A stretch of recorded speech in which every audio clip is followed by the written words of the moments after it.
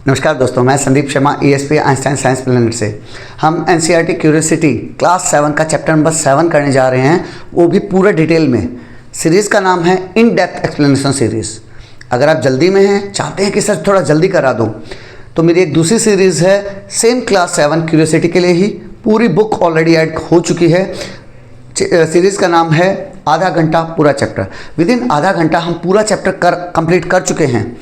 लेकिन ये वाली series in depth explanation series में हम पूरा डिटेल में चलेंगे, एक एक चीज़ को समझाऊंगा। यहाँ चैप्टर लंबा होगा तो थोड़ा पेशेंस रखिएगा, लेकिन हाँ, साइंस को फील कर पाओगे। मज़ा ये है कि साइंस को फील कर पाओगे, डिटेल में समझेंगे। चैप्टर का नाम है heat transfer in nature. Nature में हीट कैसे ट्रांसफ़र होती है। Basically there are 3 methods: conduction, convection and radiation. One by one एक एक को समझेंगे। NCERT ने क्या किया बेटा, जैसे नॉर्मली करता भी है, एक कहानी से स्टार्ट करते हैं। वो कहानी से इसलिए स्टार्ट करते हैं क्योंकि बच्चे कहानी में बहुत जल्दी इन्वॉल्व हो जाते हैं। उन्हें मज़ा आता है, कहानियों को समझना बड़ा इजी सा लगता है। ऐसा कुछ नहीं लगता कि पढ़ाई कर रहे हैं, सिंपल लाइफ स्टाइल टाइप चल रही है। वैसा ही यहाँ किया। 2 बच्चे हैं, पेमा एंड पाल्डन। वो कहाँ रहते हैं बेटा? सिक्किम की राजधानी, हमारे देश में एक स्टेट है सिक्किम, उसकी राजधानी है गैंगटॉक। गैंगटॉक में अपने ग्रैंड पेरेंट्स के साथ रह रहे हैं। वहाँ कहानी स्टार्ट हो रही है। पेमा एंड पाल्डन 2 बच्चे हैं, गैंगटॉक में रहते हैं। तो एक कोल्ड विंटर इवनिंग है। They are sitting around a fireplace. आग जला रखी है, वो बैठे अपने ग्रैंड पेरेंट्स के साथ कुछ बातचीत कर रहे हैं। तभी पाल्डन को याद आता है कि मैं विंटर वैकेशंस में जब मैं केरला गया था तो वो केरला और सिक्किम के बीच में कंपैरिजन कर रहा है। केरला और गैंगटॉक के बीच में कंपैरिजन कर रहा है और बता रहा है अपना एक्सपीरियंस कि केरला काफ़ी गर्म था, कंपैरेटिवली काफ़ी गर्म था, लेकिन यहाँ गैंगटॉक में बहुत सर्दी लग रही है। और केरला ह्यूमिड भी बहुत ज़्यादा था। ह्यूमिड मीन्स वहाँ पे वाटर वेपर्स ज़्यादा थी, मीन्स वहाँ पसीना ज़्यादा आता है। जहाँ भी वाटर वेपर्स ज़्यादा होंगी ना, वहाँ पसीना ज़्यादा आएगा, जिसे हम ह्यूमिडिटी बोल देते हैं। हिंदी में उमस बोल देते हैं। हिंदी में क्या बोलते हैं? उमस। तो आपने देखा होगा जो सूखी गर्मियाँ होती हैं, जैसे अप्रैल मई का महीना, उस महीने में आपको टेम्परेचर तो बढ़ जाएगा लेकिन पसीना कम आता है, और उस टाइम में कूलर पंखे वगैरह चल जाते हैं, काम दे देते हैं।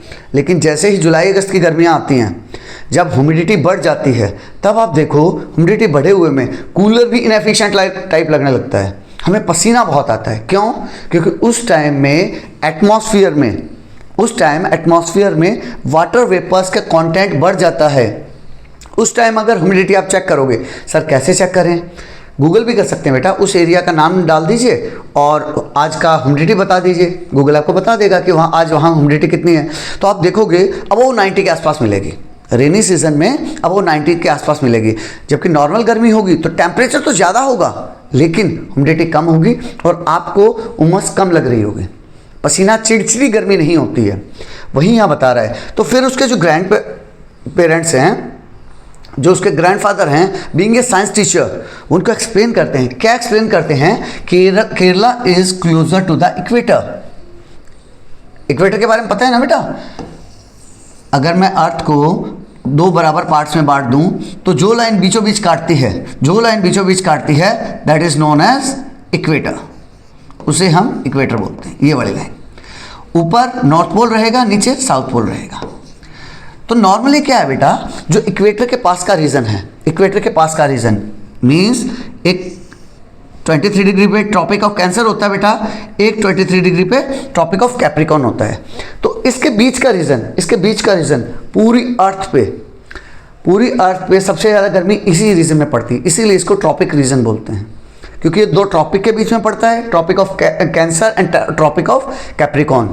हिंदी में कर्क रेखा और मकर रेखा बोला जाता है। इन 2 के बीच में पड़ता है। यहाँ गर्मी सबसे ज़्यादा पड़ती है। क्यों? क्योंकि यहाँ सूरज सीधा पड़ता है। वेयर एज नॉर्थ पोल या साउथ पोल वहाँ सूरज टेढ़ा पड़ता है, इसलिए वहाँ गर्मी कम पड़ती है।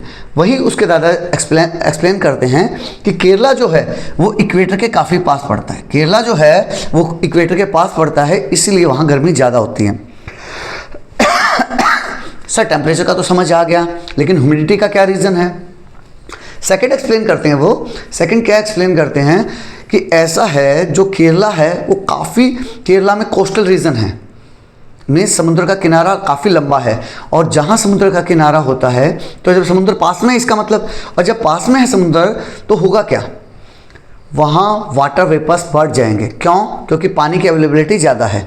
तो जब पानी की अवेलेबिलिटी ज़्यादा है तो वाटर वेपर्स बढ़ जाएंगे, और वाटर वेपर्स बढ़ जाएंगे तो ह्यूमिडिटी बढ़ जाएगी। तो ह्यूमिडिटी बढ़ जाएगी, हमें गर्मी ज़्यादा लगेगी, चिड़चिड़ी टाइप गर्मी लगेगी। तो वही बता रहे हैं कि केरला में 2 रीज़न से हॉट है एंड ह्यूमिड है। हॉट इसलिए है क्योंकि इक्वेटर के पास है, ह्यूमिड इसलिए है क्योंकि वहाँ ह्यूमिडिटी ज़्यादा है। और ह्यूमिडिटी ज़्यादा क्यों है? क्योंकि वहाँ कोस्टल रीजन बहुत ज़्यादा है, जबकि सिक्किम इक्वेटर से ऊपर बढ़ता है और ह्यूमिडिटी भी कम है, इसलिए यहाँ की सर्दियाँ खतरनाक वाली हैं, और केरला की सर्दियाँ गर्म और ह्यूमिडिटी वाली हैं। बात करते करते, अब वो यहाँ इस सीन में दिखा रखा है, बात करते करते पेमा का ध्यान जाता है, अपनी ग्रैंड मदर से पूछती है कि जो ये बर्तन रख रखा है, जहाँ वो थुक्पा एक ट्रेडिशनल सिक्किम डिश बना रहे हैं, वो एक सिक्किम की कोई डिश है थुक्पा के नाम से, वो बना रहे हैं, किस में बना रहे हैं? वो एक मेटल के वेसल में बना रहे हैं। Why are cooking utensils generally made up of metals? Metals का क्यों बना हुआ होता है? Pardon immediately respond that they had studied in the chapter The World of Metal and Non-Metal that such materials are good conductor of heat. कौन से material? Metals. Metals are good conductor of heat. You must have studied in class 6. जब हमने metal non-metal पढ़ा था तब भी ये बताया था कि metals are good conductor of heat. तो जब वो good conductor heat के हैं, तो जैसे इस इमेज में देखो, यहाँ थुक्पा बना रहे हैं, उसकी ग्रैंड मदर उनके लिए थुक्पा बना रही है। तो उसमें क्या किया, उसने देखा जो कढ़ाई रखी हुई है ये मेटल की है, ये नॉन मेटल की क्यों यूज़ नहीं करते? क्योंकि बेटा नॉन मेटल अगर इसी की जगह मैं नॉन मेटल यूज़ करूँगा तो होगा क्या, वो हीट ट्रांसफ़र नहीं कर पाएगा, अपने पास ही रख लेगा। वेयरएज अगर मेटल के बनाते हैं, जैसे स्टेनलेस स्टील, लोहे की हम यूज़ करते हैं, तो उसमें क्या होता है, वो इजीली ट्रांसफ़र कर देता है हीट को, गुड कंडक्टर है, इसीलिए वो लोग जो भी वेसल यूज़ करते हैं मेटल्स का यूज़ कर सकते हैं। ये चीज़ आपने आस पड़ोस में फील की होगी, आप अपनी घर के किचन में देख लेना। हाँ, शोभा जी के लिए कोई फ्रेंड वगैरह आ रखे हैं, आपके रिलेटिव आए हैं, उनके लिए आप ग्लास के उसमें सर्व कर सकते हैं, लेकिन कुकिंग के लिए most of the time metallic substances use किए जाते हैं। How does heat get transfer in these materials? अब बच्चे को डाउट आ रहा है कि जो हीट है वो कैसे ट्रांसफ़र हो रही है। मैंने आपको बताया 3 तरीक़ों से ट्रांसफ़र होती है, कंडक्शन, कन्वेक्शन एंड रेडिएशन। सबसे पहले हम कंडक्शन पढ़ेंगे, उसके लिए कंडक्शन ऑफ हीट किया, उसके लिए एक एक्सपेरिमेंट सेटअप कर दिया उन्हें कि कंडक्शन क्या होता है और कैसे होता है। तो जो एक्टिविटी 7.1 है वो समझते हैं। सबसे पहले क्या किया, इस सेटअप देख लीजिए। सेटअप में क्या किया, एक स्टैंड के थ्रू एक मेटल स्ट्रिप लगा दी। ये क्या है बेटा, मेटल स्ट्रिप यूँ लगा दी। मेटल स्ट्रिप के पास 4 कील, पतली पतली कील, पेपर पिन टाइप हो सकती हैं, पेपर पिन, वैक्स का यूज़ करते हुए चिपका दो। वैक्स का यूज़ कैसे करोगे बेटा, वैक्स को पिघला के, जब वो वैक्स मोल्टन स्टेट में आ जाए, पिघल जाए, तो उससे चिपकाते हुए इस मेटल स्ट्रिप के साथ वो 4 पिन सेम डिस्टेंस पे, फॉर एग्जांपल मान लो जैसे यहाँ 2 सेंटीमीटर का डिस्टेंस दिया है बेटा, 2 सेंटीमीटर के डिस्टेंस पे फिर अगला इस टाइप से 4 पिन लगा दो, उनकी नंबरिंग कर दीजिए, first pin, second pin, third pin and fourth pin. उसके बाद जब सारा सेटअप तैयार हो जाए, यहाँ कैंडल बंद कर दीजिए, आग लगा दीजिए कैंडल को। जब कैंडल आग लगा देंगे और सफिशिएंट हाइट पे रख लीजिए ताकि वो अच्छे से गर्म हो, मेटल स्ट्रिप अच्छे से गर्म होनी चाहिए। जब अच्छे से गर्म हो रही है तो व्हाट यू विल ऑब्जर्व, होगा क्या, ये किस चीज़ की बनी हुई है, मेटल स्ट्रिप की। हमने अभी अभी पढ़ा और क्लास 6 में पढ़ चुके हैं कि metals are good conductor of heat and electricity. यहाँ हम हीट का कंडक्टर की बात करें तो हम बोलेंगे metal is a good conductor of heat. तो अब क्या करेंगे, हीट का अच्छा कंडक्टर है तो होगा क्या, ये कैंडल इस जगह गर्म करेगी। अब जब इस जगह गर्म करेगी तो बना हुआ मेटल का है, मेटल क्या करेगा, उसको कंडक्ट करेगा हीट को, इधर भी और इधर भी, इस डायरेक्शन में करेगा, लेकिन इस डायरेक्शन में तो खत्म ही है। तो हीट क्या है, धीरे धीरे इधर बढ़ना शुरू होगी। जब इधर बढ़ना शुरू होगी तो ये बताओ सबसे पहले कौन से पिन के पास पहुंचेगी, सबसे पहले नंबर 1 पिन के पास पहुंचेगी। यहाँ पहुंची, उसको गर्म करेगी। गर्म करते ही, जैसे ही गर्म किया, इस जगह पे ये पिन किस चीज़ के थ्रू हमने चिपका रखी है, वैक्स के थ्रू। जैसे ही गर्म होगा तो वैक्स भी गर्म होगा, और वैक्स गर्म होगा तो वैक्स गर्म होने से क्या होता है, जैसे मैं वैक्स को गर्म करता हूँ तो वैक्स पिघल जाएगा, मोल्टन स्टेट में आ जाएगा, और मोल्टन स्टेट में आते ही ये पिन नीचे गिर जाएगी। उसके बाद फिर ये एरिया अच्छे से गर्म हो गया, फिर आगे की तरफ हीट और आगे की तरफ बढ़ेगी, इधर सेकंड पिन पे पहुंच गई, सेम सेकंड पिन के साथ होगा, सेकंड पिन नीचे गिर जाएगी, फिर थर्ड पिन नीचे गिर जाएगी एंड फोर्थ पिन नीचे गिर जाएगी। इस एक्टिविटी में ये वही समझा रखा है कि आप ये सेटअप करो और देखो कि कौन सी पिन पहले गिर रही है, दूसरी, तीसरी, चौथी, किस फैशन में गिर रहे हैं वो। क्या कहीं ऐसा तो नहीं है सबसे पहले फोर्थ गिर रही है फिर थर्ड, सेकंड, फर्स्ट, ऐसा नहीं है। पहले फर्स्ट से गिरेगी फिर फोर्थ की तरफ जाएगी। उस चीज़ का मॉनिटर करो और एनालाइज करो कि ऐसा क्यों हुआ। तो हमने प्रेडिक्ट किया, सबसे पहले प्रेडिक्ट करेंगे कि हम देख रहे हैं कि क्या कैसे होना चाहिए। अंदाज़ा लगाया हमने, और अंदाज़ा लगाया, अंदाजे में हमें लगा कि पहले फर्स्ट गिरनी चाहिए। और जब हमने ऑब्जर्व किया, प्रैक्टिकली करके देखा, तब भी हमें वही रिजल्ट मिला जो हमने प्रेडिक्ट किया था, वही यहाँ समझा रखा है। What will happen to the pins? Pins को क्या होगा? Will they remain attached to the strip or will they fall? क्या वो स्ट्रिप के अटैच रहेंगे या फिर गिर जाएंगे? वो गिर जाएंगे बेटा। क्यों गिर जाएंगे? क्योंकि वो वैक्स के थ्रू चिपका रखा है, और वैक्स कैसा है? मोम का बना हुआ है, मोम पिघल जाएगा, वो गिर जाएंगे। प्रेडिक्ट द ऑर्डर को प्रेडिक्ट कीजिए in which the pins will fall from the strip से गिरेंगे, उस ऑर्डर को प्रेडिक्ट कीजिए। Record your observation. पहले आप प्रेडिक्शन करेंगे, फिर ऑब्जर्व करेंगे कि क्या हुआ, कैसे कैसे गिरी, फिर आप उसका रीजन लिखेंगे। यहाँ इस टेबल 7.1 में फॉलिंग ऑफ पिन्स के बारे में बताया है। तो प्रेडिक्शन मैंने किया कि सबसे पहले फर्स्ट गिरेगी, ओके, उसके बाद सेकंड गिरेगी, उसके बाद third and at the last fourth. Observation में मैंने क्या देखा? ऑब्जर्वेशन में सेम चीज़ें देखी, पहले फर्स्ट, फिर सेकंड, फिर third and at the last fourth. इसके पीछे रीज़न क्या था? जितनी भी एक्टिविटी दे रखी है ना बेटा, उसका निचोड़ जो है वो बहुत इंपॉर्टेंट है। एक्टिविटी समझ आए ना आए, एक्टिविटी आप लिखना चाहो ना चाहो चल जाएगा, लेकिन जो रिजल्ट है ना, जो जिस्ट है, कहानी का निचोड़ जरूर समझ लेना। तो अगर आपको ये रीज़न नहीं समझ में आया तो इस एक्टिविटी करने का कोई फ़ायदा नहीं है। रीज़न यही था कि जो मेटल्स हैं उसमें वो हीट कंडक्ट कर रही थी, metal, because metals are good conductor of heat. वही हमें यहाँ समझा रखा है। वही बताया कि पहले पिन 1 गिरी, फिर पिन 2 गिरी, थर्ड गिरी, फोर्थ गिरी। तो आप इससे इन्फर क्या करेंगे? इन्फर मीन्स आप क्या अंदाज़ा लगाएंगे, क्या आपको लास्ट में जिस्ट के कहानी का जिस्ट मिला? तो हमें ये मिला, here the transfer of heat takes place from the hot end of the strip. Heat transfer हुई, बात समझो, transfer of heat takes place, heat transfer हुई कहाँ से? Hot end of the strip के उस हिस्से से जो सबसे ज़्यादा गर्म था। कैंडल मेरी यहाँ जल रही थी, तो सबसे पहले कौन सा गर्म था? सबसे गर्म कौन सा होगा बेटा? हॉटेस्ट, ये वाला हॉटेस्ट होगा। तो वही बता रहा है, from the hot end of the strip के हॉट एंड से चली किधर? To the colder end. ये कौन सा रीजन था? सबसे कोल्ड यही था, कोल्डेस्ट बोल दो इसको। इस मेटालिक उसमें कोल्डेस्ट यही था, तो हॉटेस्ट से कोल्डेस्ट की तरफ 1 by 1 चलेगी। वही बता रहा है, the process of heat transfer from the hotter part of an object to the colder part is called conduction.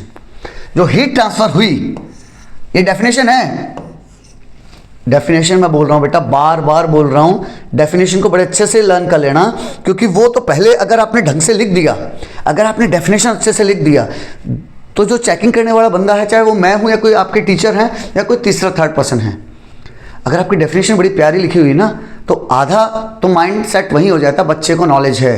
अगर आपने डायग्राम अच्छे से बना दिया, डेफिनेशन अच्छे से लिख दी, तो मोस्ट ऑफ द चांसेस आपको अच्छे नंबर मिलने वाले हैं। द प्रोसेस, क्या चीज़ है ये? प्रोसेस है किस चीज़ की? हीट ट्रांसफर की, from the hotter part of an object, कहाँ से? हॉटर पार्ट से टू द कोल्डर पार्ट की तरफ, क्या कहलाता है? कंडक्शन। तो ये पहली जो मेथड था वो हमने एक्सप्लेन कर दिया, that is conduction. In this process the particle that gets heated passes the heat on to its neighbor। अब समझने वाली बात, अब तक बस कहानी थी, अब रियल कैरेक्टर समझ में आएगा आपको कंडक्शन का। कंडक्शन है क्या?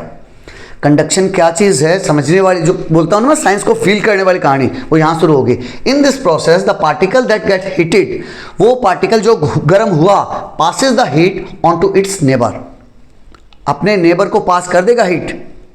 फिर से एक्सप्लेन करता हूँ एक एग्जाम्पल के थ्रू। आपने देखा होगा बेटा, मान लो मुझे सीढ़ियों में से ब्रिक्स ऊपर भिजवानी है, ईंट जब घर बन रहा है मैंने ब्रिक्स ऊपर भिजवानी है, तो मैं क्या करूँगा? मान लिया मेरे पास 10 लेबर हैं, तो डिफरेंट तरीके हो सकते हैं, मैं उसको फेंक दूँ, कोई सिर पे रख के ले जा रहा है, कोई कुछ। लेकिन कई बार आपने देखा होगा दे पास ऑन, वो पास करते हैं। मान लिया 10 लोग लाइन में खड़े हो गए, जहाँ एक ने ईंट उठा के सेकंड को हैंड ओवर कर दी, सेकंड ने ईंट पकड़ी थर्ड को हैंड ओवर कर दी, थर्ड ने ईंट पकड़ी फोर्थ को हैंड ओवर कर दी। वो बंदा खुद नहीं हिल रहा है, ये बात ध्यान करना, वो बंदा खुद नहीं हिल रहा है, वो सीढ़ियों में 2 सीढ़ियाँ चढ़ के रुक गया और पकड़ा दिया नेक्स्ट को। अगला बंदा 4 सीढ़ियों पे खड़ा है, अगला बंदा 6ठी सीढ़ी पे खड़ा है, अगला बंदा 8वीं सीढ़ी पे खड़ा है, बस वो खड़े खड़े पकड़ा रहा है, खड़े खड़े नेक्स्ट को हैंड ओवर कर रहा है, खड़े खड़े। इसका मतलब क्या हुआ? वो बंदा खुद मूव नहीं कर रहा है। यहां भी वही होगा। कंडक्शन में ध्यान करना, कंडक्शन नॉर्मली सॉलिड्स में होता है, कंडक्शन में क्या होगा? पार्टिकल खुद मूव नहीं करेगा, वो जस्ट अपने नेबर को हीट हैंड ओवर कर देगा। वही समझा रहा है। इन this process the particle that get heated, जो पार्टिकल गर्म हुआ, पासिस द हीट, पास कर देगा किसको? टू इट्स नेबर, अपने नेबर को पास कर देगा, एंड सो ऑन। और वो नेबर नेक्स्ट को कर देगा, थर्ड को, and so on. However the particle themselves do not move, particle do not move from their position. In 5 line में बेटा कंडक्शन की जिस्ट है। इन 5 लाइन को अच्छे से समझ लेना। अगर नहीं समझ आ रही तो एक बार रिवाइंड करके फिर से देख लेना, समझ आ जाएगा। Materials like metal that allow heat to pass through them easily are called good conductor of heat. Metals को good conductor कहा गया है। Because metals are good conductor of heat, we use utensils made up of metals for cooking. वो good conductor of heat हैं, इसीलिए हम वो utensil use करते हैं जो मेटल के बने हैं। In solid heat transfer takes place mainly through the process of conduction. जैसे मैंने बोला सॉलिड्स में बेटा कंडक्शन के थ्रू हीट ट्रांसफर होगी। Heat transfer takes place mainly through the process of conduction. तो सॉलिड में कैसे होगी? सॉलिड में होगी कंडक्शन के थ्रू। अगर इसी की जगह मैं वुड का या ग्लास का वो लेता, जो मेरी स्ट्रिप थी इस टाइप से, जिसपे मैंने वो पिन चिपका रखी थी 1 2 3 4, अगर ये मैं वुड की या ग्लास की लेता तो हीट इस तरह से ट्रांसफर नहीं होती। क्यों नहीं होती? Because these two are bad conductor of heat. Heat transfer नहीं हो पाती, और हीट ट्रांसफर नहीं हो पाती तो ये पिन ऊपर से नीचे नहीं गिरती। वही बता रखा है। Material such as glass and wood do not allow heat to pass through them easily and are known as, इसीलिए उनको क्या कहा गया है? पुअर कंडक्टर, और इंसुलेटर बोल दो, of heat.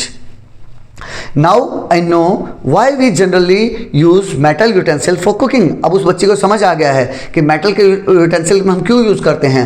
Whereas we prefer clay and porcelain cup for drinking tea or coffee. Cooking के जो यूटेंसिल्स थे, कुकिंग के जो बर्तन थे, कढ़ाई, मेरा क्या बोलते हैं, तवा, वो सब, पतीला, वो अधिकतर आप ध्यान करोगे स्टेनलेस स्टील वगैरह, पीतल वगैरह, उन सब चीज़ों के बने होंगे, लोहे के बने होंगे, जो कि बेसिकली क्या है? मेटल्स हैं। क्यों? क्योंकि they are good conductor of heat. लेकिन पोर्सिलिन के कप एंड क्ले कप, मिट्टी के कप या फिर चीनी मिट्टी के कप। पोर्सिलिन कौन से होते हैं? नॉर्मली जो आपके घरों में, पोर्सिलिन से घबराने की जरूरत नहीं है, जो आपके घरों में चीनी मिट्टी के कप बोलते हैं, हिंदी में चीनी मिट्टी बोलते हैं, इंग्लिश में पोर्सिलिन बोलते हैं। सिमिलरली क्ले मीन्स मिट्टी के बर्तन। वो आप चाय कॉफ़ी पीने के लिए आप कैसे यूज़ करते हो? चीनी मिट्टी या फिर मिट्टी के? क्यों? Because they are bad conductor.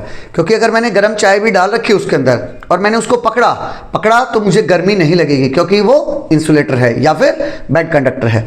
लेकिन जिसमें मुझे कुकिंग करनी है, मुझे बर्तन को गर्म करना है और बर्तन वही हीट ट्रांसफ़र कर दे। मेरी चाय बना रहा हूँ, मैं दूध गर्म कर रहा हूँ, जो भी कर रहा हूँ, सब्जी बना रहा हूँ, तो हीट ईजिली अगर ट्रांसफ़र कर रहा है, इट मीन्स वो एक अच्छा गुड कंडक्टर ऑफ हीट है। और मेटल गुड कंडक्टर होते हैं, इसीलिए हम मेटल का यूज़ करते हैं। यहाँ अब आपको क्लासिफिकेशन बताएगा। क्लासिफिकेशन किसके बारे में? लिस्ट ऑफ गुड और पुअर कंडक्टर ऑफ हीट। अब हम पता करेंगे कि इनमें से कौन सा गुड कंडक्टर है, कौन सा बैड कंडक्टर है। टेबल 7.2 में फॉर एग्जाम्पल मटेरियल में यहाँ 2 दिए हैं, आप चाहे 10 यूज़ कर सकते हैं। इस टाइप से अपने घर में जो भी चीज़ आपको डाउटफुल लगे उसको इस टाइप से रख लीजिए। बर्तन में गर्म करके देख लीजिए, प्रैक्टिकल पॉइंट ऑफ व्यू से अगर मैं गर्म करके देख रहा हूँ, स्टील का मैंने यूज़ किया तो मेरा बर्तन जल्दी गर्म हो गया। बर्तन जल्दी गर्म हो गया तो जो मैंने उसके अंदर पानी रखा हुआ था वो बहुत जल्दी उबलने लगा, तो it means it is good conductor. मैंने वुड का यूज़ किया तो वुड बहुत टाइम लगा देगा। मिट्टी का यूज़ करूँगा, मिट्टी बहुत टाइम लगा देगा। प्लास्टिक का कोई बर्तन नॉर्मली हम यूज़ करते नहीं हैं, क्योंकि प्लास्टिक में खुद में आग लग जाएगी, लकड़ी में भी खुद में आग लग सकती है। ग्लास में, ग्लास पता चला क्रैक हो गया, और क्रैक नहीं भी हुआ तो ग्लास की जो लेयर है बेटा वो आप आगे ट्रांसफ़र नहीं करेगी हीट को, इसीलिए ग्लास वगैरह यूज़ नहीं करते हैं। हाँ, मूवीज़ में आपने देखा होगा वो डिनर में सब्जी लेके आते हैं ना, टेबल पे जब लगाते हैं, सर्विंग के लिए यूज़ कर सकते हो, लेकिन गर्म वगैरह करने के लिए यूज़ नहीं हो पाएंगे। हाँ, माइक्रोवेव ओवन में मेरे कुछ बच्चों को जब मैं इसको पढ़ा रहा था तब बच्चों को डाउट आया, नहीं सर उसमें गर्म कर सकते हैं। गर्म कैसे? माइक्रोवेव ओवन में, ओवन में गर्म करोगे वहाँ हो जाएगा, लेकिन जो नॉर्मल कन्वेंशनल तरीके नीचे आग लगा के जो हम यूज़ करते हैं एलपीजी वगैरह पे, उस पर नहीं हो पाएगा। इस तरह से आप गुड कंडक्टर और बैड कंडक्टर में इजीली डिफरेंशिएट कर सकते हैं। Not a big task. हाँ, अभी बता रहा है कि आपने मॉनिटर किया होगा कि सर्दियों के टाइम में आप वुलन फैब्रिक्स पहनते हैं, वुलन फैब्रिक्स पहनेंगे, वुलन के स्वेटर वगैरह, मफलर वगैरह उनकी बनी हुई पहनते हैं। नॉर्मल ये वाले कन्वेंशनल कपड़े जो हम पहनते हैं रेशम या फिर नॉर्मल कॉटन वगैरह, वो सर्दियों में कम पहनते हैं। उसके पीछे रीज़न क्या है? उसके पीछे रीज़न ये है कि वूल के अंदर बेटा छोटे छोटे पोर्स होते हैं। आपने ध्यान से अगर वूल को ऐसे खोल के देखोगे ना तो उसमें छोटे छोटे छेद दिखाई देंगे, और जो छोटे छोटे छेद दिखाई देते हैं उसके अंदर एयर ट्रैप हो जाती है, एयर जाके रुक जाएगी, और एयर रुक जाएगी तो क्या होगा?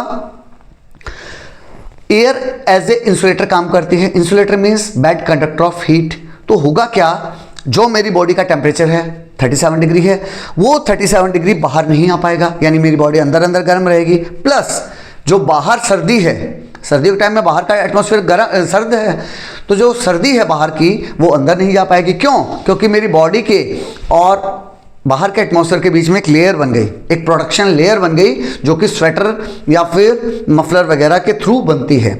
अब एक क्वेश्चन यहाँ पूछ रहा है, मान लिया आप अपने किसी फ्रेंड के घर गए और फ्रेंड ने पूछा कि भाई देखो मेरे पास ऐसा है, मेरे पास 3 कंबल हैं, या तो तुम एक 2 सेंटीमीटर लेंथ, 2 सेंटीमीटर मोटाई वाला एक कंबल ले लो, या एक काम करना 1 सेंटीमीटर वाला एक और 1 सेंटीमीटर वाला दूसरा, 1 सेंटीमीटर वाला दूसरा।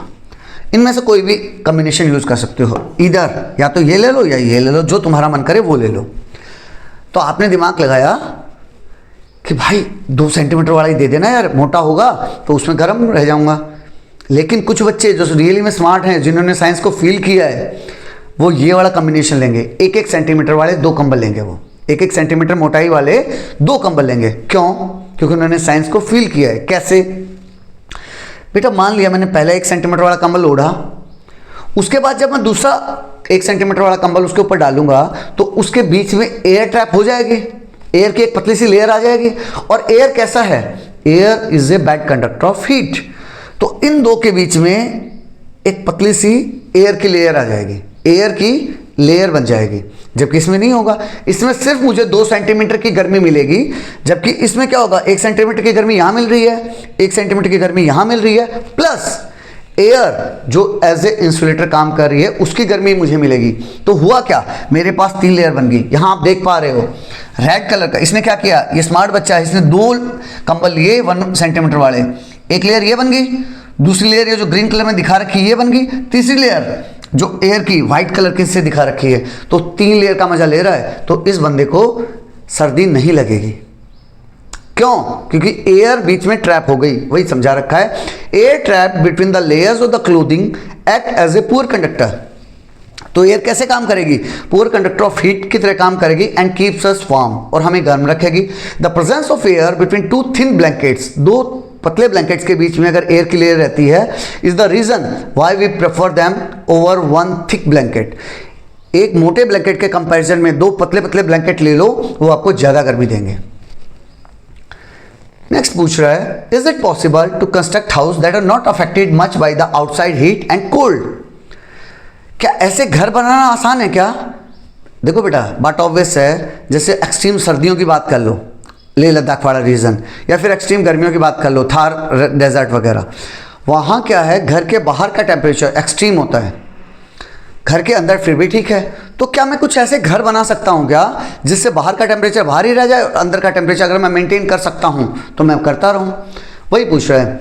Houses constructed in places with a very hot और cold climate often use the concept of heat transfer to keep them cool और वार्म। अपने घर को ठंडा या गर्म रखने के लिए वो आजकल इस टाइप की टेक्निक आ गई हैं कि वो अपने घर को ठंडा या गर्म रख सकते हैं depending on the outer temperature region, कि भाई वो किस एरिया में रह रहे हैं। अभी उसी के बारे में बता रहा है। फैसिनेटिंग फैक्ट्स में हिमालय के अपर रीजन्स, हिमालय जो है हमारे हिमालय पर्वत श्रेणी, उसके जो upper regions such as the Mori block of Uttarkashi, Uttarkashi में बेटा मोरी ब्लॉक, उत्तराखंड में उत्तरकाशी जगह है जिसमें एक मोरी ब्लॉक के नाम से है, जहाँ एक्सट्रीम सर्दियाँ पड़ती हैं, एक्सट्रीम सर्दियाँ पड़ती हैं और उन्हें विंटर का, खतरनाक विंटर का सामना करना पड़ता है।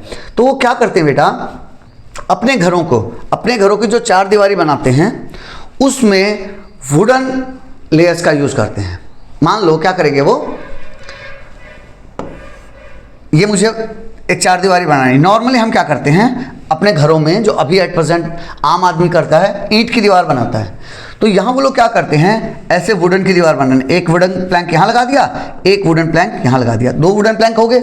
उसके बीच में, इस एरिया में, उसके बीच में क्या करेंगे, काउडंग एंड मड डाल देंगे।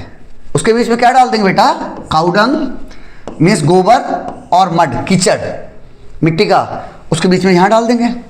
अब एक बात बताओ, काउडंग भी और मड भी क्या है, इंसुलेटर हैं, गुड कंडक्टर नहीं है ना, तो वो इंसुलेटर हैं तो क्या होगा, पहली बात तो बेटा वुड खुद इंसुलेटर, दूसरी वुड की लेयर वो इंसुलेटर, तीसरी काउडंग और मड जो मैंने डाला वो भी इंसुलेटर, तीन इंसुलेटर लगा दिए। तो जो मेरे घर का इनसाइड है, अंदर वाला एरिया, और जो बाहर वाला एरिया है, उनके बीच में एक बहुत बढ़िया प्रोटेक्शन आ गया, बहुत बढ़िया इंसुलेटर आ गए, तीन वो भी। तो जो बाहर का टेम्परेचर होगा वो सर्दी बाहर रहती रहेगी, और मेरा घर का टेम्परेचर, एक बार मैंने बुखारी वगैरह ऑन कर ली, एक बार मैंने रूम मीटर अगर ऑन कर लिया, तो मेरे घर का temperature as it is maintain रहेगा, वो बाहर नहीं जाएगा और बाहर का इफेक्ट अंदर नहीं आएगा। वही चीज़ यहाँ बता रखा है। There are houses with outer walls that are constructed using hollow bricks. ये चीज़ तो बेटा अमेरिका वगैरह में प्रैक्टिकली यूज भी स्टार्ट कर दिया है, होलो ब्रिक्स का यूज करने लगे। कैसे, मान लो बेटा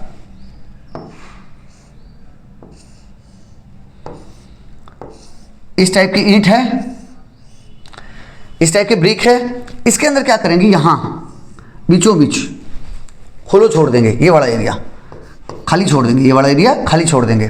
तो होगा क्या, that keep them warm in winter and cool in summer. तो विंटर में तो गर्म रहेगा और समर में ठंडा रहेगा। This happens because the air that get trap into the hollow bricks. जो होलो ब्रिक के बीच में एयर ट्रैप हो गई है, एयर बंद हो गई है अंदर, एयर बाहर नहीं निकल सकती। क्यों नहीं निकल सकती, क्योंकि वो ट्रैप हो गई है, और ट्रैप हो गई और एयर क्या है, air is a bad conductor of heat. तो वो एयर टेम्परेचर को बाहर या अंदर नहीं जाने देगी। कैसे, जैसे आपकी थर्मस बॉटल आपने देखा है, आप स्कूल में बॉटल लेके जाते हो, एक बच्चा सिंगल लेयर स्टेनलेस स्टील की बोतल लेके जा रहा है, दूसरा बच्चा डबल लेयर स्टेनलेस स्टील की बोतल लेके जा रहा है। तो आप देखना, डबल लेयर वाले के बीच में एयर रहती है और कुछ इंसुलेटर्स ऐड कर देते हैं, तो वो क्या है, वो कई घंटों तक, जैसे मिल्टन की बोतल वगैरह देखेंगे ना, तो 12 घंटे 10 घंटे तक पानी को ठंडा या चाय को गर्म रख सकते हैं। वही टेक्निक आजकल घरों में यूज होने लगी। Next, Pema draws pardon's attention. Pema ने क्या किया, पार्डन को बताया, अपने भाई को बताया, attention to the rising smoke, कि स्मोक ऊपर की तरफ उठ रहा है, फ्रॉम द बर्निंग फायरवुड, जो आग जला रखी है उससे स्मोक ऐसे ऊपर की तरफ जा रहा है। मान लिया मैंने ये लकड़ी है मान लो, और इसको मैंने जला दिया, तो आप स्मोक यूँ ऊपर की तरफ जा रहा है। अब उसको डाउट आ रहा है, why is the smoke going up, धुआं ऊपर की तरफ ही क्यों जा रहा है, जबकि उसके ऊपर एक फोर्स काम कर रहा है, कौन सा, ग्रेविटेशन। अर्थ उसको नीचे की तरफ खींच रही है, ग्रेविटी उसको नीचे की तरफ खींच रही है। ये पेन को अगर मैं गिराऊंगा तो किधर, नीचे जा रहा है ना। हर एक चीज़ जो न्यूटन का एप्पल से लेके कोई भी चीज़ आप ऊपर की तरफ फेंकते हो, आप फेंक ऊपर की तरफ रहे हो, जा किधर रही है, नीचे की तरफ। अगर मैं इसको अभी रिलीज कर दूँ तो किधर जाएगा, नीचे की तरफ। लेकिन धुआं रिलीज होने के बाद ऊपर जा रहा है, ऐसा क्यों, ऐसा क्यों, वही समझते हैं। इसी के साथ कंडक्शन खत्म, कन्वेक्शन पे पहुंच गए। कन्वेक्शन क्या है? कन्वेक्स सेकंड फॉर्म है, सेकंड तरीका है, सेकंड मेथड है हीट ट्रांसफर का। कंडक्शन हमने समझा, कंडक्शन में क्या समझा? मैन्युअली वो ट्रांसफर कर रहा था, खुद नहीं जा रहा था, खुद दौड़ के नहीं जा रहा था, सिर्फ हीट ट्रांसफर कर रहा था। किसको?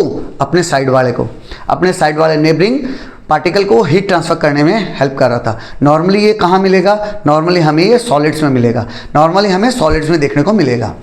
Second is convection. कन्वेक्शन क्या है?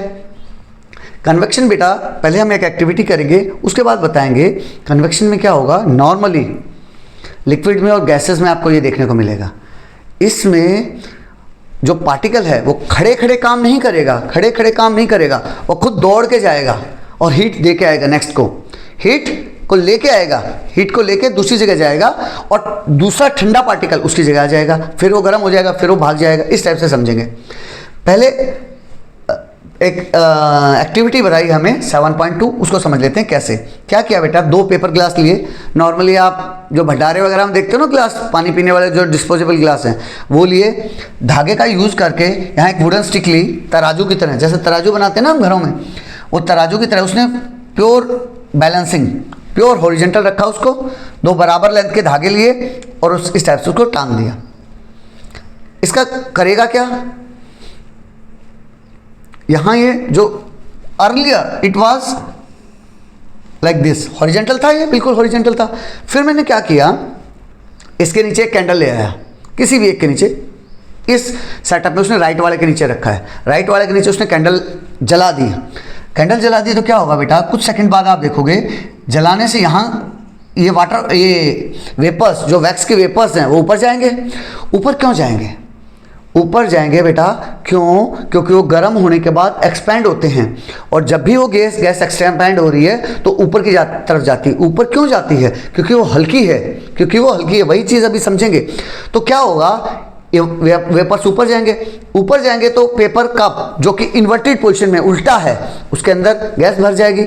अब जब गैस भर जाएगी उसके अंदर, ये गैस भर गई तो ऊपर की तरफ जाना चाह रही है, ऊपर की तरफ जाना चाह रही है, तो जो अभी तक हॉरिजॉन्टल था, जो स्टिक अभी तक हॉरिजॉन्टल थी, इंक्लाइंड होगी। अभी तक stick parallel to the ground थी, पैरेलल टू द ग्राउंड थी, लेकिन अब क्या होगा, जो राइट साइड वाले के नीचे आग लगा रखी है तो वह ऐसे ऊपर उठ जाएगा, ऐसे ऊपर उठ जाएगा। क्यों?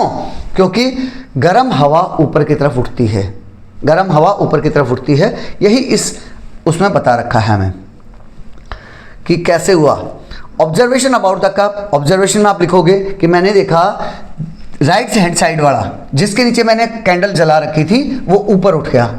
सर राइट वाला ही उठेगा क्या? नहीं बेटा, ऐसा कुछ नहीं है। आप कैंडल लेफ्ट वाले के नीचे रख लो तो लेफ्ट वाला उठ जाएगा। तो वही मैं ऑब्जर्व किया कि राइट हैंड साइड वाला ऊपर उठ गया। प्रोबेबल रीज़न क्या था? प्रोबेबल रीज़न ये था कि जब मैंने उसको गर्म किया तो आसपास की एयर गर्म हो गई, एयर गर्म हुई तो वो हल्की थी, एयर गर्म होने के बाद एक्सपैंड होती है और एक्सपैंड होने के कारण वो हल्की हो जाती है और हल्की होने के कारण वो ऊपर उठती है। यही मैंने फील किया। इसी एक्सपेरिमेंट को अब दूसरे फ्लेवर में करते हैं, दूसरे तरीके से करते हैं। क्या किया उसने, एक बैलून लिया, उसको हाफ इन्फ्लेट किया। हाफ इन्फ्लेट मीन्स आधी हवा भरी, पूरा मत भरना। पूरा भरोगे तो क्या होगा, फट जाएगा।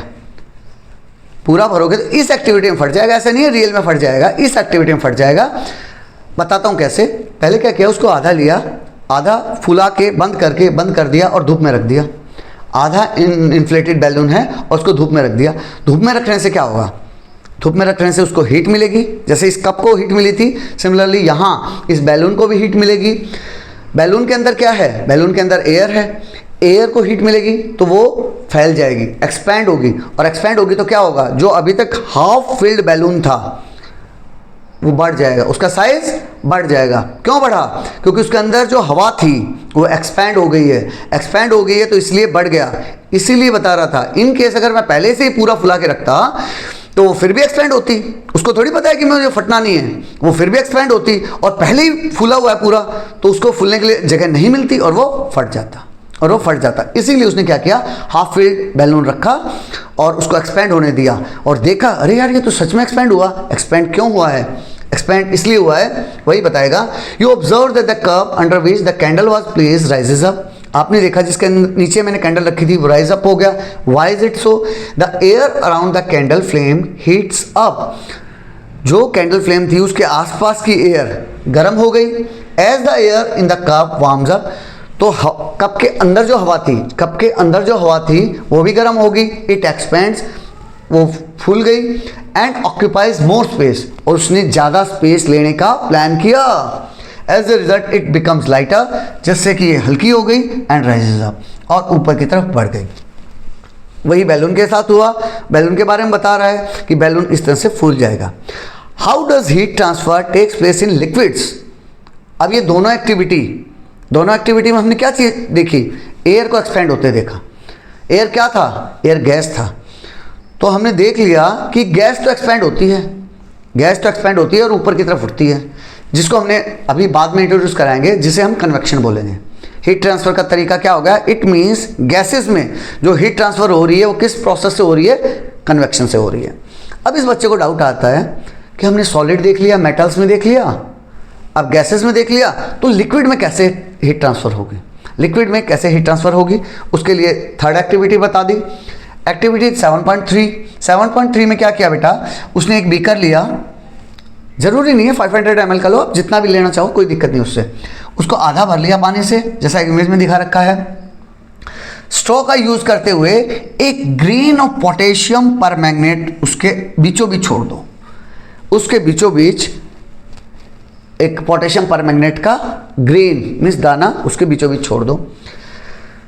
And place a candle right below the centre of the base of the beaker. Setup ये देख लो, ये रहा सेटअप। सेटअप में क्या समझा रखा है बेटा, पहले इनिशियल सेटअप में समझाया है कैसे करेंगे। एक कैंडल का यूज़ किया, एक वायर मैश का यूज़ किया, ट्राइपॉड स्टैंड का यूज़ करते हुए उसने एक बीकर लिया। ये बीकर है, बीकर को यहाँ आधा भर लिया पानी से।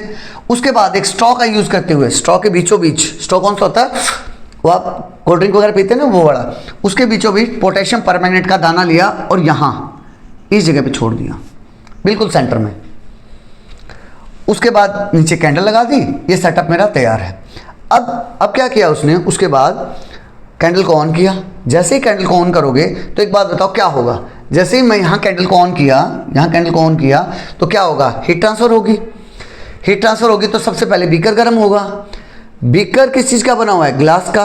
हाँ, वो उतना मेटालिक तरीके से ट्रांसफ़र नहीं कर पाएगा, लेकिन फिर भी ट्रांसफ़र करेगा। कुछ बच्चों को डाउट आएगा, सर आपने तो बोला था ग्लास बिल्कुल ही ट्रांसफ़र नहीं करता। 100% नहीं करता बेटा। Nothing is permanent insulator and nothing is permanent conductor. कोई चीज़ 100% कंडक्टर भी नहीं है और कोई चीज़ 100% इंसुलेटर भी नहीं है। तो ग्लास का बना होते हुए भी हीट ट्रांसफ़र करता है। स्पेशली जो बीकर यूज़ करते हैं ना, केमिस्ट्री लैब में टेस्ट ट्यूब वगैरह यूज़ करते हैं, वो पतले ग्लास के बने होते हैं पर्पसफुल्ली। तो उसने गर्म किया तो क्या होगा, यहाँ जो पोटेशियम परमैंगनेट का दाना रखा हुआ था, सर मेरे पास पोटेशियम परमैंगनेट नहीं है, मैं क्या करूँ। बहुत आसान है। यहाँ पोटेशियम परमैंगनेट आप केमिस्ट्री में जब भी यूज़ करोगे ना बेटा, आप देखना मोस्ट ऑफ द टाइम उसका पर्पज़ क्या रहेगा, कलर दिखाना। आपके पास पोटेशियम परमैंगनेट नहीं है, कोई दिक्कत नहीं। होली का वो रंग आता है ना, गुलाल वाला नहीं, दूसरे वाला जो पानी वाला कलर बोलते हैं, जिसमें पानी में डाल के आप खेलते हो, उसका कोई 1-2 दाना यूज़ कर लीजिए। हमें बस ये दिखाना है कि वो रंग कैसे उड़ रहा है, ऊपर की तरफ कैसे गया, ये दिखाना है। पोटेशियम परमैंगनेट का यहाँ पर्पज़ यही था कि मैं उसको बीच में रख दूंगा और फिर ये देखूंगा कि वो रंग, अब उसमें रंग है तो जो वाटर जो कि ट्रांसपेरेंट है उसमें वो रंग मेरे को अलग से दिखाई देगा, जैसे यहाँ दिखा रखा है, ये देखो ऐसे उठते हुए। तो होगा क्या, पोटेशियम परमैंगनेट गर्म होगा और वो इस टाइप से यूँ उठेगा, यूँ, और ऊपर जाएगा। ऊपर जाने के बाद या लेफ्ट हो जाएगा, राइट हो जाएगा, जो यहाँ दिखा रखा है। कलर्ड स्टिक देख पा रहे हो, तो वो ऊपर की तरफ जा रहा है। अब वही यहाँ समझा रखा है, the water at the bottom of the beaker gets heated up. नीचे में पानी गर्म हुआ एंड बिकम्स हॉट, और गर्म हो गया एंड इट एक्सपेंड्स, अब पानी भी एक्सपेंड करेगा। बिकम्स लाइटर, हल्का हो गया है। तो गैस क्या हुई थी, हल्का होने के बाद ऊपर गई थी। सिमिलरली ये भी राइज होगा। देखो ये भी यहाँ से ऊपर की तरफ गया है, किधर गया है, ये भी ऊपर की तरफ गया है, देख पा रहे हो, ऊपर की तरफ गया है। The water on the sides of beaker is comparatively cooler. तो मुझे ये बताओ, इस जगह पे पानी कैसा था, सर हॉट था बिल्कुल। क्यों, इसके ठीक नीचे आग जल रही थी। लेकिन साइड में इस जगह या फिर इस जगह पानी कैसा होगा, कंपैरेटिवली कूल होगा, कंपैरेटिवली ठंडा होगा बेटा। तो होगा क्या, जैसे ही यहाँ का पानी ऊपर गया, तो क्या होगा, साइड से ये ठंडा पानी इधर आएगा, साइड से ये ठंडा पानी इसकी जगह लेने के लिए इधर आ जाएगा। अब ठंडा पानी यहाँ आ गया है, फिर से उसको हीट मिली, फिर वो ऊपर चला जाएगा, फिर जो बचा हुआ ठंडा पानी होगा फिर यहाँ आएगा, फिर हीट मिलेगी, वो ऊपर चला जाएगा। इस टाइप से आप क्या देख पाओगे, एक साइकिल बन जाएगी, यूँ और यूँ। गर्म होता रहेगा, ऊपर जाता रहेगा, गर्म होता रहेगा, ऊपर जाता रहेगा, गर्म होता रहेगा, ऊपर जाता रहेगा। एट द लास्ट कब तक, जब तक पूरा वाटर का एक टेम्परेचर नहीं हो जाता। गर्म होता रहेगा, चलता रहेगा, टेम्परेचर बढ़ता रहेगा, इस टाइप से पानी बॉयल हो जाता है, वही यहाँ बता रखा है कि इस टाइप से पानी गर्म हो जाएगा। In this case the entire volume of water, पूरा का पूरा पानी गेट्स हीटेड, पानी गर्म हो गया through the actual movement of water particle. एक बात बताओ, उसने ब्रिक्स पास की, जो पोटेशियम परमैंगनेट था उसने हीट नेक्स्ट वाले को दी या खुद दौड़ के चला गया? बात समझ पा रहे हो? पहले केस में क्या था, पहले केस में जब हम कंडक्शन पढ़ रहे थे तो उसने नेबर को हीट पास कर रहा था बस, लेकिन यहाँ क्या था, ये खुद दौड़ के गया ऊपर तक, खुद गर्म हुआ और खुद पोटेशियम परमैंगनेट ऊपर चला गया। इसका मतलब वो खुद दौड़ के काम कर रहा है। कहने का मतलब ये है, ये वो बड़ा केस है बेटा जहाँ आपने देखा होगा लेबर्स अपना खुद की 5-7 ईंट उठाई और फिर खुद सीढ़ियाँ चढ़ के वहाँ छोड़ के आते हैं, फिर वापस आते हैं, फिर नेक्स्ट ईंट लेंगे, ईंट छोड़ के आएंगे, फिर नेक्स्ट ईंट लेके ईंट छोड़ के आएंगे। ये वो बड़ा कॉन्सेप्ट है, एक्चुअल मोमेंट होता है। यहाँ यही चीज़ बता रखा है, actual moment of the water particle. Water के पार्टिकल रियली में खुद मूव करते हैं। This process of heat transfer is known as convection, इसी को कन्वेक्शन कहा गया है। तो हमने क्या समझा, कंडक्शन में नेबर को हीट पास कर रहा था, कंडक्शन सॉलिड्स में हो रहा था, वेयर एज कन्वेक्शन लिक्विड में और गैस में हो रहा था, और ये खुद ट्रांसफर नहीं कर रहा था, नेबर को ट्रांसफर नहीं कर रहा था, खुद जा रहा था दौड़ के, खुद पार्टिकल दौड़ के जाएगा और वहां हीट ट्रांसफर करके आएगा। ये चीज बता रखा है। Thus we can conclude that water like air gets heated up. तो हमें इससे क्या पता चला, पानी जो कि एक लिक्विड है, एयर की तरह जो कि एक गैस है, यानी लिक्विड और गैस दोनों हीट अप होंगे by the process of convection. Here heat transfer takes place by the actual moment of the particle, actually move करेगा of liquid and gases from one place to another. तो क्या यहां तक आपको convection समझ आ गया है? अगर कन्वेक्शन समझ आ गया है तो आपको लैंड और सी ब्रिज बड़ा इजीली समझ आ जाएगी। और लैंड एंड सी ब्रिज उन बच्चों को ज़्यादा अच्छे से समझ आएगी जो कि केरला टाइप के एरिया में रह रहे हैं। Kerala means coastal region, coastal means जहाँ समुद्र उसके उनके आसपास है। तो वो लोग पक्का फील करते होंगे कि दिन के टाइम सी की तरफ से विंड आएगी और रात के टाइम आपके घर से लैंड से सी की तरफ विंड जाएगी। वही लैंड और सी ब्रिज के कॉन्सेप्ट में समझा रखा है। Pardon share his experience of visiting a beach in Kerala during winter vacation and says, उसने अपना एक एक्सपीरियंस शेयर किया कि केरला में जब मैं बीच पे गया तो during the day the sand और the soil near the beach is hotter than the water in the sea. तो मैंने फील किया कि जो मिट्टी थी ना, जो बीच की मिट्टी थी वो पानी के कंपैरिजन में काफ़ी गर्म थी। बीच की मिट्टी पानी के कंपैरिजन में गर्म थी। हाउएवर एट नाइट, जब मैं नाइट में गया तो जो मिट्टी थी वो कूल थी, पानी के कंपैरिजन में मिट्टी कूल थी। इसी लाइन में पूरा लैंड और सी ब्रिज का कॉन्सेप्ट छुपा हुआ है। सिंपल से वर्ड में कहूँ, इसने थोड़ा घुमा के बोला है, मैं आपको सिंपल बता देता हूँ। मिट्टी पहले गर्म होगी और पहले ही ठंडी होगी। जैसे ही सूरज निकलेगा तो मिट्टी बहुत जल्दी गर्म हो जाएगी, पानी गर्म नहीं होगा। सिमिलरली जैसे ही सूरज छिप जाएगा, सूरज गायब हो जाएगा तो मिट्टी जल्दी ठंडी हो जाएगी और पानी जो दिन में गर्म हुआ था वो काफ़ी देर तक गर्म होगा। एट द लास्ट फिर से रिवाइज कर रहा हूँ, मिट्टी जल्दी गर्म होगी और जल्दी ठंडी होगी। अगर सूरज निकला है तो जल्दी गर्म हो जाएगी, अगर सूरज नहीं है तो जल्दी ठंडी हो जाएगी, सिंपल। तो वही बता रहा है लैंड और वाटर के बीच में कंपैरिजन कर रहे हैं हम। यहाँ वही कर रहे हैं। इस एक्टिविटी में क्या समझेंगे, यहाँ हमने एक सेटअप बनाया। सेटअप में क्या किया, 2 बाउल लिए, दोनों बाउल में एक में मिट्टी डाल दी, एक में पानी डाल दिया बराबर क्वांटिटी का, और उसमें दोनों में यहाँ ये देख पा रहे हो, ये देखो ये थर्मोमीटर, यहाँ ये थर्मोमीटर दोनों में सेट कर दिए स्टैंड के हेल्प से। अब मैंने क्या किया, स्टैंड के हेल्प से सेट कर दिया। अब मैंने काउंटिंग स्टार्ट की। हर एक 5 मिनट बाद मैं टेम्परेचर मिट्टी का भी और वाटर का भी चेक करूंगा डिग्री सेंटीग्रेड में। जब मैंने टाइमर स्टार्ट किया, जब मैंने टाइम लगाया 0 मिनट है अभी, तो मैंने देखा कि मान लो टेम्परेचर यहाँ था मिट्टी का 25 डिग्री, तो उसी टाइम पानी का भी 25 डिग्री रहा होगा। तो मैंने क्या बताया था, मिट्टी जल्दी गर्म होती है, जल्दी ही ठंडी होती है। तो अभी सूरज निकला हुआ है, तो मैं क्या देखूंगा, इसका टेम्परेचर 5 मिनट बाद 27 हो गया, इसका टेम्परेचर 26 ही हुआ, इसका टेम्परेचर 29 हो गया, इसका 27 ही हुआ, इसका 32 हो गया, इसका 28 ही रहा, इसका 35 हो गया, इसका 29 हो गया।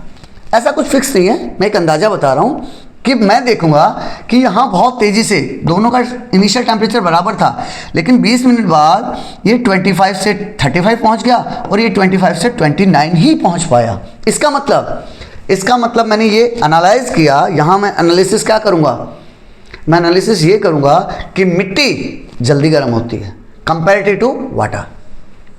अब फिर मैं क्या करूँगा, इसी सेटअप को कमरे के अंदर ले जाऊंगा। कमरे के अंदर ले जाऊंगा, इसका मतलब क्या किया मैंने, सूरज को हटा दिया। तो जैसे ही कमरे के अंदर ले जाऊंगा, अब और उसको एम्पलीफाई करना चाहें तो एसी के अंदर ले जाओ, एसी के अंदर ले जाओ। तो एसी के अंदर आप क्या फील करोगे, सेम ऐसी ही टेबल बनाओगे। टेबल में आप देखोगे कि मिट्टी जल्दी जल्दी गर्म हो रही थी, सिमिलरली जल्दी जल्दी ठंडी भी होगी। मीन्स वापस वो 25 में मिट्टी जल्दी पहुंच जाएगी और वाटर काफ़ी देर तक गर्म रहेगा। इसका मतलब मिट्टी जल्दी गर्म जल्दी ठंडी, बस बात खत्म। अगर इतना समझ आ गया तो बात खत्म। तो सेम सेटअप मैंने किया। After 20 minutes you will find that the temperature of the soil rises more than that of the water. जब मैंने सूरज में रखा था तब वो तेजी से गर्म हो रहा था। This indicates that the soil heats up faster than the water. तो मिट्टी जल्दी गर्म हो रही थी। एंड जब मैं अंदर लेके जाऊंगा तो you will observe that the soil cools faster, और ठंडी भी जल्दी हो रही थी, जल्दी गर्म जल्दी ठंडी हो रही थी। इसी बेस पे यहाँ सी ब्रिज का कॉन्सेप्ट आपको समझाया है। सी ब्रिज का कॉन्सेप्ट कैसे, बेटा ये देखो, this is the coastal region, ये वाला यहाँ देख पा रहे हो आप, कोस्टल रीजन है। कोस्टल रीजन है मीन्स मेरे राइट साइड में लैंड है और लेफ्ट साइड में सी है, यहाँ आप देख पा रहे हो। तो दिन के टाइम मीन्स सूरज निकला हुआ है, तो वो क्या करेगा, यहाँ भी रोशनी देगा और पानी पे भी रोशनी देगा, हीट देगा। जब दोनों जगह हीट दे रहा है तो मुझे बताओ पहले कौन सी चीज़ गर्म होगी, पहले सॉइल गर्म होगी तो यहाँ की मिट्टी गर्म हो जाएगी, लेकिन पानी अभी ठंडा है और यहाँ गर्म है। जब पानी ठंडा है और यहाँ गर्म है तो होगा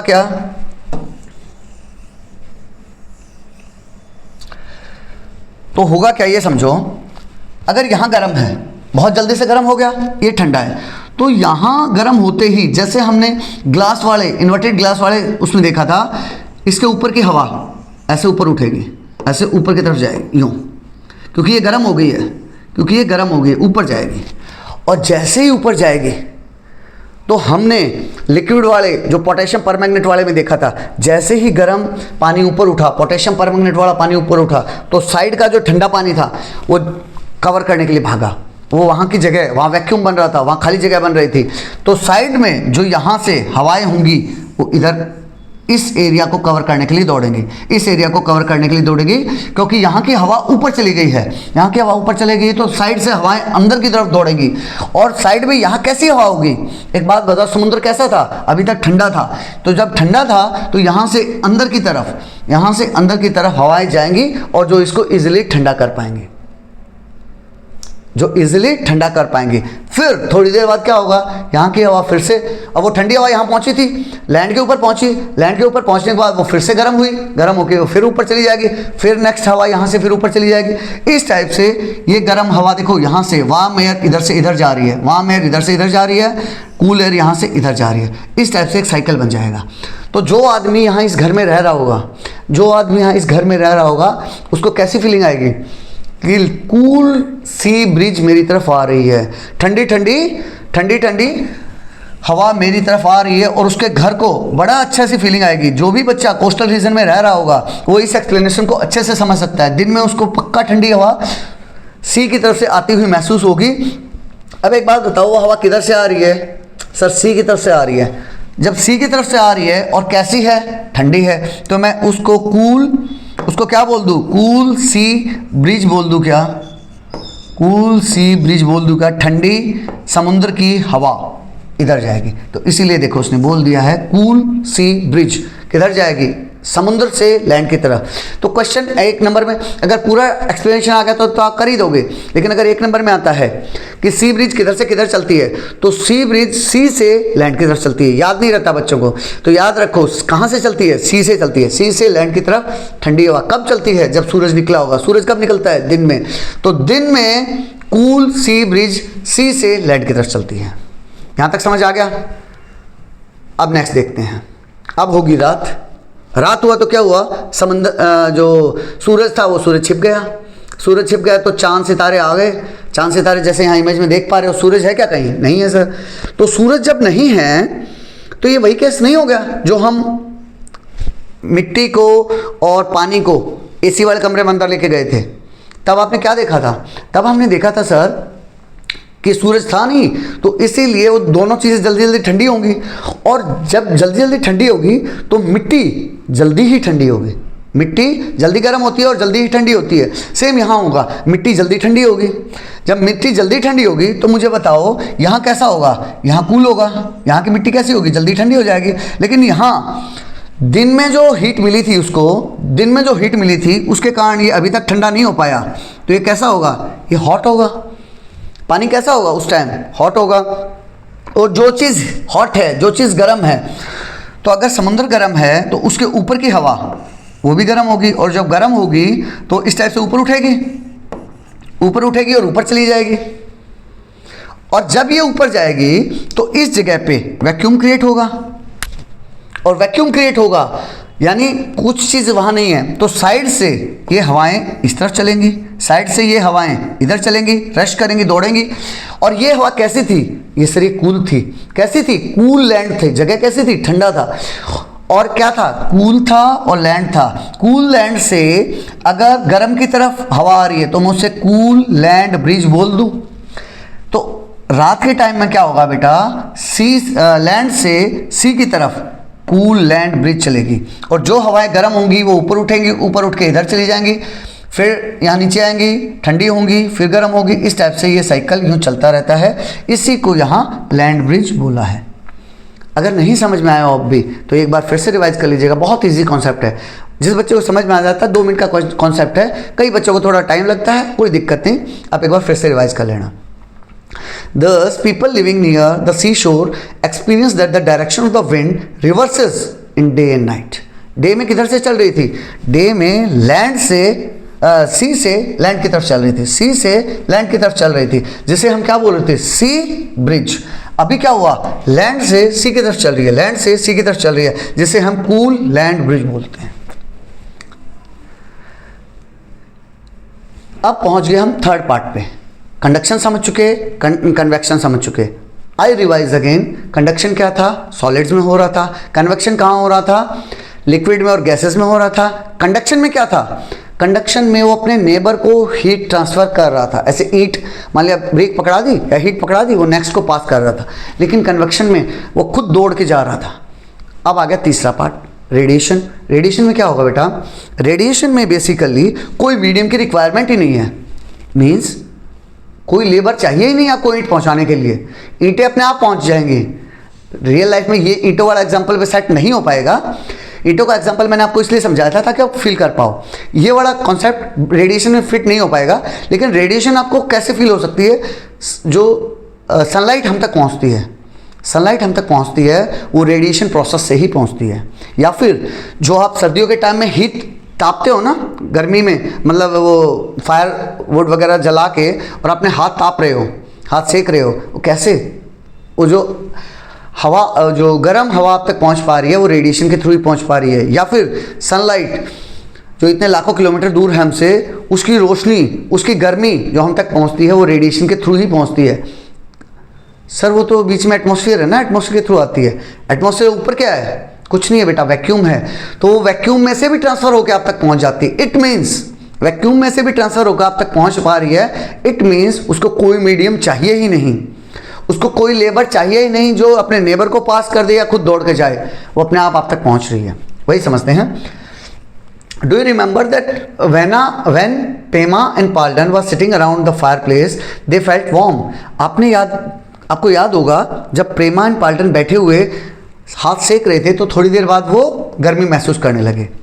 Their grandfather tells them that the heat transfer in this case takes place directly from the fire to us by a process known as radiation. उनके ग्रैंडपा ने बताया कि जो आग से आप तक हीट पहुंच पा रही है, आप हाथ को सेक पा रहे हो, वो डायरेक्टली पहुंच रही है। कैसे? एक प्रोसेस जिसे हम रेडिएशन बोलते हैं। This is the third mode of heat transfer. The heat of the sun reaches us through this process. Sunlight भी हम तक ऐसे ही पहुंच पा रही है, जो सन की हीट है वो हम तक ऐसे ही पहुंच पा रही है। किस प्रोसेस से? रेडिएशन से। Heat transfer by radiation does not require any medium. उसको कोई मीडियम नहीं चाहिए। All object radiate heat. You must have observe that a hot utensil kept away from the flame cools down after some time. एक बर्तन को उठा के रख दिया तो आपने देखा होगा वो थोड़ी देर बाद ठंडा हो जाता है। कैसे? वो अपनी सारी हीट को रेडिएट कर देता है चारों तरफ। रेडिएट कर देता है। जब हीट को ट्रांसफर कर देगा तो उसका खुद का टेम्परेचर लो डाउन हो जाएगा। What is the reason for it? The hot utensil cool down by radiating heat to its surrounding. तो जो गर्म मेरा पतीला, देगची, वो सब जो भी चीज़ है वो सराउंडिंग को हीट ट्रांसफर कर देते हैं। सराउंडिंग को हीट ट्रांसफर कर देते हैं और खुद से ठंडे हो जाते हैं। अगर आप इसमें इंटरेस्टेड हैं तो यू कैन डाइव डीपर। आप अंदर गहराई में डाइव कर सकते हैं। यहाँ पूछा है, आपने देखा होगा कि गर्मियों के दिनों में बच्चे वाइट या फिर लाइट कलर के क्लोथ्स पहनते हैं। कब? गर्मियों के टाइम में। लेकिन जब सर्दियाँ आ जाती हैं तो वो डार्क कलर के कपड़े पहनना शुरू कर देते हैं। डार्क कलर के कपड़े मीन्स नॉर्मली ब्लैक टाइप, इस टाइप के ब्लैक या फिर डार्क शेड जो काफ़ी गहरी होगी। क्यों? उसके पीछे रीज़न क्या होता है बेटा? जो लाइट कलर के कपड़े होते हैं ना, मीन्स हम वाइट और ब्लैक में कंपैरिजन करता हूँ मैं, फिर आपको इजीली समझ आ जाएगा। मान लिया वाइट कलर के जो कपड़े हैं उसमें आप देखोगे जो भी हीट आई वो सारी हीट को रेडिएट कर देते हैं। सारी सातों के सातों रे मतलब लाइट को वो रिफ्लेक्ट कर देते हैं। अपने पास कुछ नहीं रखते। जब पूरी हीट को रिफ्लेक्ट कर दिया तो खुद वाइट कलर कैसा होगा? ठंडा हो जाएगा सर। जब सारी हीट उसने छोड़ दी, एटमॉस्फेयर को दे दी, तो खुद ठंडा हो जाएगा। तो इसीलिए गर्मियों में लाइट कलर या फिर वाइट कलर के कपड़े पहने जाते हैं। अब आगे सर्दियाँ। सर्दियों में मुझे टेम्परेचर चाहिए, मैं चाहता हूँ कि मेरा टेम्परेचर मेंटेन रहे, तो मैं इस टाइप की ब्लैक कलर की शर्ट या फिर डार्क शेड पहनूंगा। क्यों? क्योंकि जो सूरज से हीट आ रही है, ब्लैक क्या करता है बेटा? सभी 7 कलर्स को अब्जॉर्व कर लेता है। सभी के सभी कलर्स को अब्जॉर्व कर लेगा, यानी सारी हीट को अपने अंदर रखेगा। और जब सारी हीट को अपने अंदर रखेगा तो क्या होगा? गर्म हो जाएगा। इसीलिए सर्दियों में डार्क कलर के कपड़े पहनते हैं।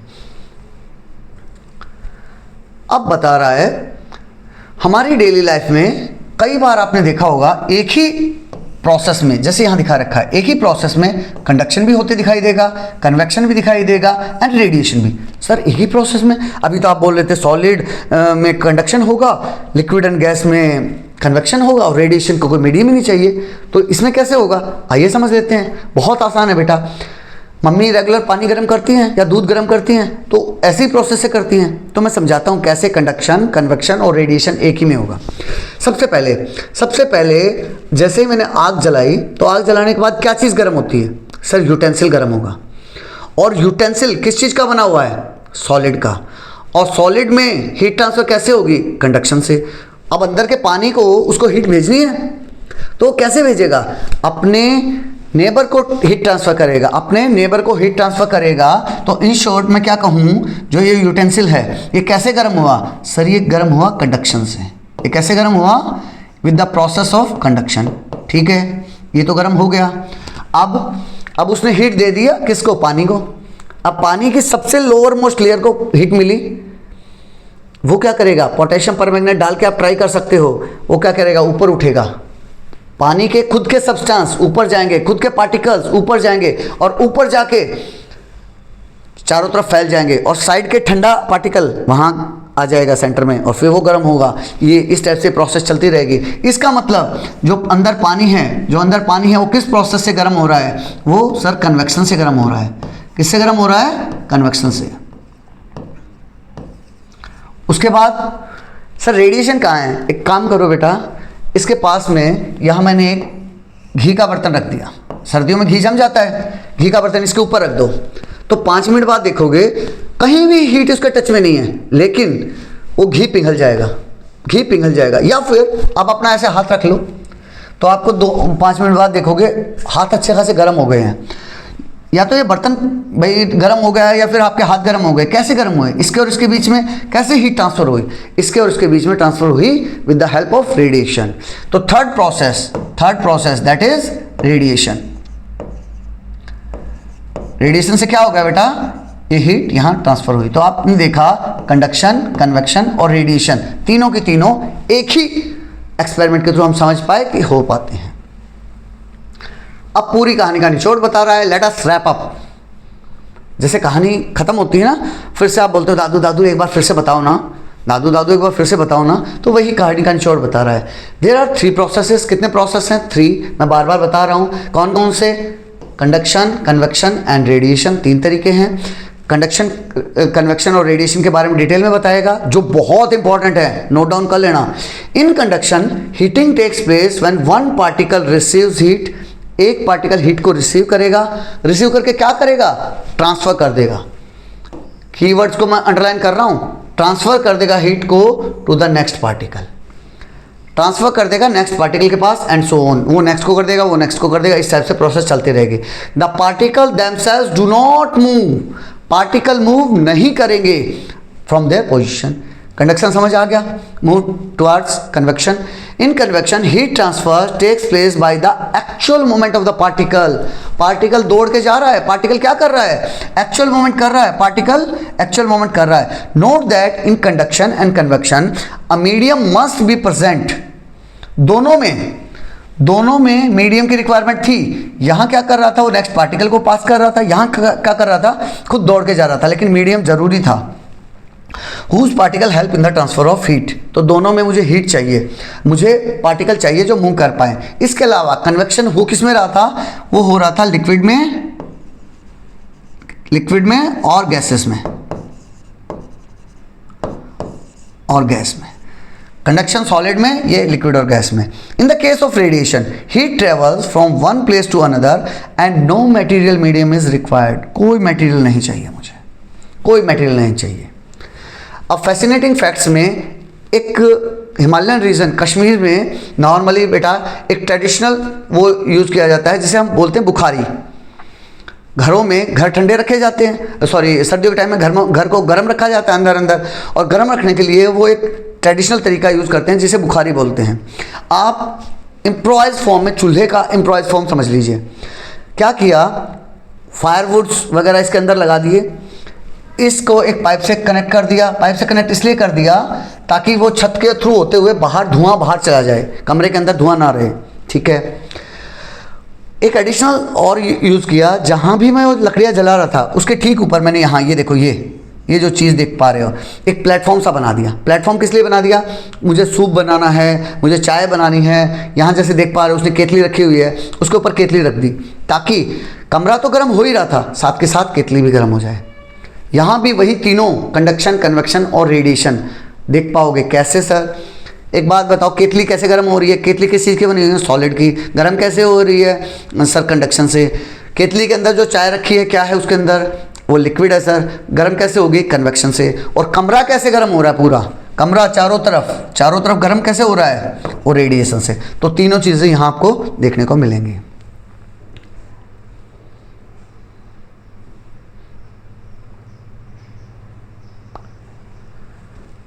नेक्स्ट इज वाटर साइकिल के बारे में बात कर रहा है। नेक्स्ट क्या है बेटा? Water cycle. Next water cycle के बारे में बताएगा। वाटर साइकिल क्या है सर?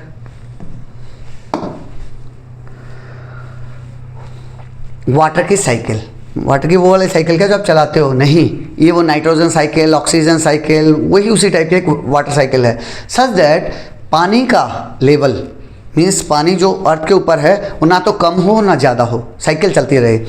कभी वो बादल बने, कभी फिर से बारिश बन जाए, उस टाइप से वो साइकिल चलती रहे और वाटर मेंटेन रहे, उसी को वाटर साइकिल बोला गया है। इधर क्या बता रखा है बेटा? पहले इमेज को समझते हैं, इमेज के थ्रू समझो। मान लो समुद्र में बहुत सारा पानी पड़ा है, समुद्र में बहुत सारा पानी पड़ा है, तो समुद्र में पानी इवोपरेट होता रहेगा। कैसे इवोपरेट होगा सर? आप लोगों ने देखा होगा बारिश आई और चारों तरफ पानी पानी भर गया, गड्ढे में पानी है, जब मैं बारिश जाने के बाद बाहर निकल के देखा तो गड्ढे में पानी है, नालियों में पानी है, चारों तरफ पानी पानी है। लेकिन 4-5-7 घंटों में आप देखोगे वो पानी गायब हो जाता है। गड्ढों में जो पानी था वो कहाँ चला गया?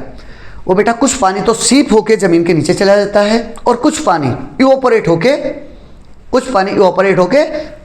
ऊपर चला जाता है, बादलों में चला जाता है। वही प्रोसेस यहाँ इवोपरेशन के थ्रू बता रखा है। जहाँ लिक्विड गैसेस में वाटर वेपर्स में कन्वर्ट हो गया और ऊपर चला गया। जब ऊपर चला गया छोटी छोटी बूंदें थी, छोटी छोटी बूंदें अलग अलग बहुत सारी बूंदें थी, ऊपर पहुंच गई, वाटर वेपर्स थे। ऊपर पहुंचने के बाद ऊपर कैसा है टेम्परेचर? ठंडा है, बहुत ठंडा है सर। ठंडा होने से क्या है, वो एक दूसरे के पास आएंगे, चिपक जाएंगे। उस प्रोसेस को क्या बोलेंगे? कंडेंसेशन। कंडेंसेशन मीन्स कंडेंस हो गई हैं, ठंडी हो गई हैं, जुड़ गई हैं, यहाँ जुड़ गई हैं वो। सेम ऐसे ही तो यहाँ से नीचे से पानी ऊपर इवोपरेशन से समझ पाए कैसे ऊपर पहुँच पाया। सिमिलरली जो प्लांट्स वगैरह भी हैं, ट्रीज वगैरह भी हैं, जैसे हमें पसीना निकलता है हमारे रोम छिद्र से, जो हमारे पोर्स हैं, छोटे छोटे पोर्स हैं, यहाँ से पसीना निकलता है। सिमिलरली प्लांट्स के पास भी जब एक्स्ट्रा पानी होता है तो वो भी ट्रांसपिरेशन करते हैं, वो भी पसीना निकालते हैं, जिसे हम बोलते हैं ट्रांसपिरेशन। उस प्रोसेस को बोलते हैं ट्रांसपिरेशन। तो वो भी अपनी सतह से, अपने लेयर से, आउटर मोस्ट लेयर से पसीने की तरह पानी को इवोपरेट टाइप करेंगे, जिसे हम ट्रांसपिरेशन बोलते हैं। तो वो ट्रांसपिरेशन भी ऊपर चला गया, तो वो वेपर्स भी ऊपर पहुंच गई। और जब वो वेपर्स भी ऊपर पहुंच गई तो वो भी इन बादलों के साथ मिक्सअप हो गई। अब बादल बनते चले गए, साइज़ बड़ा होता चला गया। एक लेवल ऐसा आएगा जब ये वाटर वेपर्स इतने भारी हो जाएंगे कि अब वो क्लाउड की फॉर्म में ऊपर नहीं रह सकते, अब वो टूट के नीचे गिरने शुरू होंगे। अब जब टूट के नीचे गिरेंगे तो वो क्या है? वो रेन ही तो है। इसी को हम प्रेसिपिटेशन बोलते हैं। Precipitation means rain. और वो रेन हर जगह होती है, समुद्र के ऊपर भी होगी, लैंड के ऊपर भी होगी, माउंटेन्स के ऊपर भी होगी। जब वो बहुत ऊपर हाइयर उस पर होगी तो वो स्नो की फॉर्म में होगी, जब ग्राउंड वगैरह आप होगी तो रेन के फॉर्म में होगी। फिर से वही पहाड़ों से नदियाँ ये वो होते एट द लास्ट समुद्र में पहुँच गई, समुद्र में फिर से इवोपरेट हो गया, और इस टाइप से ये साइकिल चलती रहेगी। अगर इसमें कोई डाउट है तो बेटा कमेंट करके बताइएगा। मुझे लगता है बहुत आसान है, no need to go in too much detail. The continuous movement of water, जो कॉन्टिन्यूस मूवमेंट हो रहा है ना पानी का, अपवर्ड एज वाटर वेपर, जो ऊपर की तरफ जा रहा था वाटर वेपर के फॉर्म में, किन 2 तरीकों से गया सर? 2 तरीकों से गया। फर्स्ट वन इवोपरेट होके गया, दूसरा ट्रांसपिरेट होके गया। फर्स्ट वन इवोपरेशन प्रोसेस से, दूसरा ट्रांसपिरेशन प्रोसेस से ऊपर चला गया। एंड डाउनवर्ड नीचे कैसे आया? एक तरीका प्रेसिपिटेशन, रेन की फॉर्म में नीचे की तरफ गिरा, जिसे हमें प्रेसिपिटेशन बोलते हैं, through the precipitation passing through. अब वो गिरने के बाद अलग अलग तरीकों से, जैसे मिट्टी से, रॉक से होते हुए, प्लांट से होते हुए, and finally returning to the water bodies, और फिर से घूम फिर के समुद्र में पहुंच गया, लेक में पहुंच गया, पॉन्ड में पहुंच गया, इस टाइप से फिर से वहां पहुंच गया, फिर से वो यहाँ से इवोपरेट होगा और ये प्रोसेस चलती रहेगी। इस कॉल्ड वाटर साइकिल। इंपॉर्टेंट है बेटा, डेफिनेशन है तो एज इट इज लर्न कर लीजिएगा। कॉन्सेप्ट बहुत अच्छा है, कॉन्सेप्ट बनाना बहुत जरूरी है, लेकिन डेफिनेशन को मिस मत कीजिएगा कभी भी। Thus the water cycle help in redistributing and replenishing water in rivers, lakes and ocean। इस तरह से जो वाटर साइकिल थी उसने क्या किया? पानी का रीडिस्ट्रीब्यूशन किया, रिप्लेनिश किया, कि पानी कम हो गया था फिर से रिप्लेनिश कर दिया, फिर से उसको फिलअप कर दिया, और ये वाटर साइकिल चलती रहेगी। Know a scientist, Varahamihira was an astronomer and mathematician of the 6th century। Varahamihira बेटा एक 6th century सुई में, बहुत पहले की बात है, उज्जैनी, जो इसको आज के टाइम में हम उज्जैन बोलते हैं, मध्य प्रदेश में एक वराहमिहिर नाम के मैथमेटिशियन एंड एस्ट्रोनॉमर हुए थे। इन हिज वर्क बृहत संहिता, उन्होंने एक बुक लिखी बृहत संहिता। उसमें क्या लिखा? He gave methods for predicting seasonal rainfall. उसने उस टाइम में विदाउट एनी इंस्ट्रूमेंट उन्होंने एक बुक लिखी बृहत संहिता, और उन्होंने सोचो बारिश उस टाइम में प्रिडिक्ट कर दी थी। आज के टाइम में तो हमारे पास बहुत सारी टेक्नोलॉजी हैं, मेट्रोलॉजी के बहुत सारे इंस्ट्रूमेंट हैं, सैटेलाइट है उनकी हेल्प करने के लिए, लेकिन उन्होंने उस टाइम में सीजनल रेनफॉल के बारे में बताया हमें, based on the factors such as cloud formation के बारे में बताया, विंड की पैटर्न्स के बारे में बताया, position of the stars and the moon and other natural phenomena. इन सब के बारे में उन्होंने उस टाइम में बताया था। This is very fascinating story you can say. बहुत सोचो, अपने कल्चर पे हमें गर्व होना चाहिए कि बिना उन इंस्ट्रूमेंट्स के उन्होंने इतना सब किया था। हाउ डज वाटर सीप through the surface of the earth. मैंने बताया था जो पडल्स में पानी पड़े रहते हैं, भाई मैं जब घर से बाहर निकला तो मैंने देखा गड्ढों में बहुत सारा पानी था, कुछ घंटों बाद वो पानी पूरा गायब होगा, कहाँ गया, कुछ पानी तो इवोपरेट हो गया, ऊपर चला गया, और कुछ पानी सीप कर गया। सीपेज, सीपेज क्या होती है? कई बार जब 3-4 दिनों तक लगातार बारिश चलती रहती है तब आपने देखा होगा घरों की छत पे सीलन आ जाती है, ऊपर पानी भरा हुआ है, बार बार लगातार 3 दिन से बारिश हो रही, 4 दिन से बारिश हो रही है, छत उस पानी को होल्ड नहीं कर पा रही है, छत में से छोटे छोटे छेदों के थ्रू वो पानी नीचे की तरफ आने लग जाते हैं और कुछ घरों में तो इवन टपकना शुरू कर देते हैं। That process is known as seepage. उसमें से होते हुए, छत है उसमें से होते हुए पानी नीचे आ रहा है, उसको सीपेज बोलते हैं बेटा। नॉर्मली बाथरूम वगैरह में काफ़ी मिलेगा आपको। तो यहाँ सीपेज के बारे में बता रखा है कि कैसे सीप करता है, जो ग्राउंड वाटर को रिप्लेनिश करता है ना, रेन वाटर जो ग्राउंड वाटर को सीपेज के थ्रू रिप्लेनिश करता है, वही प्रोसेस समझा रखी है। Seepage of water beneath the earth, earth के नीचे जो सीप करता है वो कैसे करता है। उसके लिए उसने ये एक्टिविटी बताई 7.5। इस एक्टिविटी में उसने क्या किया, 3 वाटर बॉटल ली, तीनों को आधा आधा काट लिया और नीचे से जो ढक्कन था, ढक्कन में सेम साइज के छेद बना दिए। पहले उसमें क्ले डाल दिया। क्ले मीन्स मिट्टी, चिकनी मिट्टी, जिससे मटका वगैरह बनाते हैं, कुम्हार वगैरह चिकनी मिट्टी बनाते हैं ना, उसे क्ले बोलते हैं। काफ़ी चिकनी होती है बेटा। उसमें स्पेशलिटी क्या है, उसमें गैप नहीं होते हैं, जो पार्टिकल्स हैं वो बहुत काफ़ी इंटर पार्टिकुलर डिस्टेंस बहुत कम होती है, बहुत चिपका के रखे होते हैं, वो पार्टिकल्स बहुत नज़दीक होते हैं, उनके बीच में जगह नहीं होती। उसके बाद सैंड मीन्स रेत आपने बालू रेत सुना होगा, जो रेगिस्तान वगैरह में आपको जैसलमेर वगैरह एरिया में मिलेगा, उसे बालू रेत बोलते हैं। उसके पार्टिकल में क्या होता है, थोड़ा दूर होता है, क्ले के कंपैरिजन में काफ़ी दूर होता है और पानी इजीली अंदर बैठ सकता है। आप जब कभी भी सैंड वगैरह देखेंगे ना, तो सैंड वगैरह में आपको पानी बहुत ज़्यादा ले लेगा। उसके बाद आता है ग्रेवल मीन्स कंकर के थ्रू, कंकर में और ज़्यादा डिस्टेंस रहेगी, बीच में गैप ज़्यादा रहेगा। तो अब मैं क्या करूँगा, तीनों में बराबर क्वांटिटी का पानी डाल दूंगा, इसमें भी, और टाइमर के साथ नोट करूँगा कि कब पूरा का पूरा पानी नीचे पहुँच गया, पूरा का पूरा पानी यहाँ बोतल में इकट्ठा हो गया। तो मुझे क्या दिखेगा, ग्रेवल्स में स्पेस ज़्यादा है, दोनों के बीच में स्पेस ज़्यादा है, तो बहुत जल्दी पानी निकल जाएगा। सैंड में कम स्पेस है तो धीरे धीरे आएगा, क्ले में तो स्पेस है ही नहीं तो बहुत धीरे आएगा। It takes lot of time. It means gravel में बहुत तेज़ी से, यानी कंकर जहाँ होंगे वहाँ पानी जल्दी से नीचे चला जाएगा। तो जहाँ भी आपको ग्रेवल टाइप की मिट्टी दिखाई देगी, जैसे बेंगलोर रीजन टाइप में जहाँ कंकर वगैरह हैं, वहाँ आप देखोगे बारिश गिरी तुरंत पानी गायब, लेकिन जहाँ काली मिट्टी वगैरह होती है वहाँ पानी को सूखने में बहुत टाइम लगता है। वही चीज़ यहाँ बता रखा है।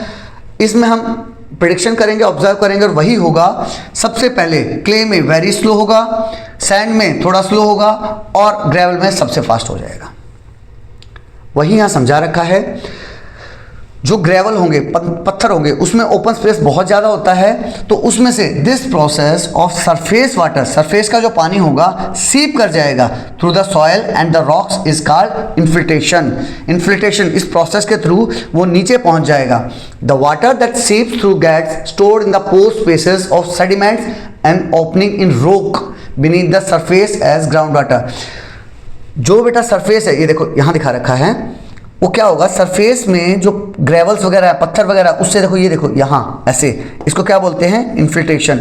इन्फिल्ट्रेट करके वो धीरे धीरे पानी नीचे चला जाएगा, नीचे जाके वो इकट्ठा हो जाएगा कहाँ, ग्राउंड वाटर के फॉर्म में। कहाँ, रॉक्स बीनीथ द सरफेस के नीचे रॉक्स के थ्रू होते हुए ग्राउंड वाटर के फॉर्म में इकट्ठा हो जाएगा। The underground layer of sediments and rocks that store water. वो अंडरग्राउंड लेयर, वो लेयर जो किस चीज़ की बनी हुई है, सेडिमेंट्स की बनी हुई है और रॉक्स की बनी हुई है, जो पानी को स्टोर करती है कहाँ, अपने छोटे छोटे पोर में, आर नोन एज एक्विफर। उसे एक्विफर बोलते हैं। This is the water we extract by digging wells और drilling bore well into the aquifer. उसी में से, एक्वीफर में से ही, कुएं के थ्रू या फिर बोरवेल के थ्रू आप पानी निकाल लेते हैं। यहाँ देखो बेटा, इस इमेज को ध्यान से देखो, पानी आया, यहाँ भी बारिश आई, यहाँ भी बारिश आई, यहाँ नदी है, वहाँ से होते हुए ये कौन सी प्रोसेस हुई, इन्फिल्ट्रेशन। इन्फिल्ट्रेशन से होते हुए यहाँ एक नीचे एक लेयर थी, किसकी, सेडिमेंट्स की और रॉक्स की, जिसे हम एक्वीफर बोलते हैं, जहाँ पानी जाके स्टोर हो गया। और जो स्टोर पानी था वो देखो यहाँ कुएं के थ्रू या बोरवेल के थ्रू उस पानी को आप ऊपर निकाल लेते हैं। यहाँ यही समझा रखा है। उसके बाद कॉन्सेप्ट आता है आइस स्तूपा का। आइस स्तूपा क्या चीज़ है बेटा, क्या है, during the spring season in Ladakh, Ladakh के में जब स्प्रिंग सीजन आता है, यानी हायर हिमालयाज में बोल दीजिए, वहाँ क्या है, जब स्प्रिंग सीजन आता है तो पानी की बहुत कमी हो जाती है।